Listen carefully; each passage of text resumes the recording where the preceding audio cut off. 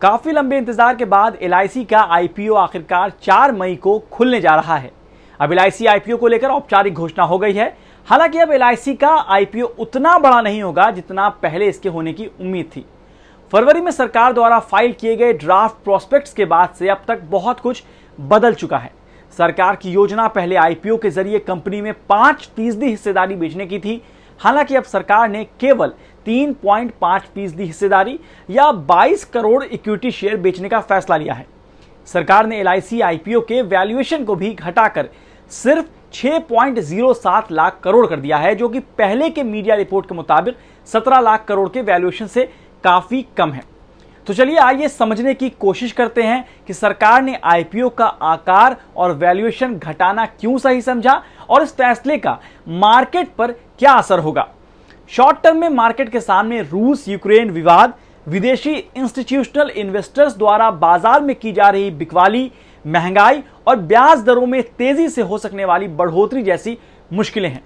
ऐसे में आईपीओ को निवेशकों के लिए आकर्षक बनाने के लिए सरकार ने इसके वैल्यूएशन को आधा और इश्यू के साइज को घटाने का फैसला लिया है।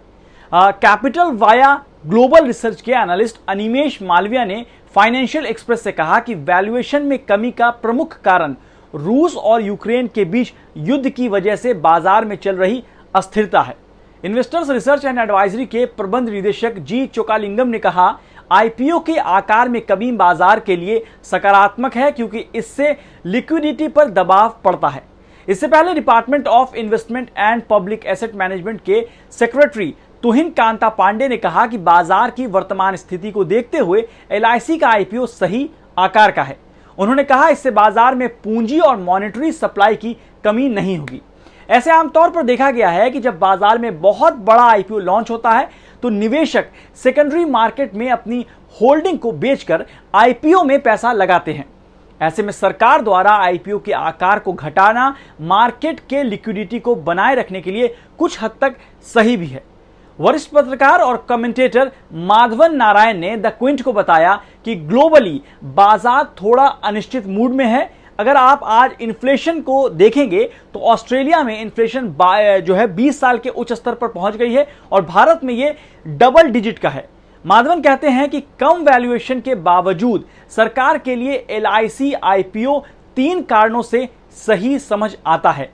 सरकार को वैसे भी कुछ पैसा मिलेगा, ये दिखा सकता है कि वे सुधार जो प्रोसेस है, प्रक्रिया है और निजीकरण के साथ आगे बढ़ रहे हैं। और अगर आप एक बायर्स मार्केट में हैं तो आप वित्तीय घाटे यानी फिस्कल डेफिसिट को नियंत्रित करने के लिए, कंट्रोल करने के लिए एक्स्ट्रा एक्सपेंडिचर के लिए धन का उपयोग कर सकते हैं। अब बात करते हैं दूसरी लिस्टेड इंश्योरेंस कंपनियों के शेयर की और क्या इन शेयर्स पर असर पड़ेगा।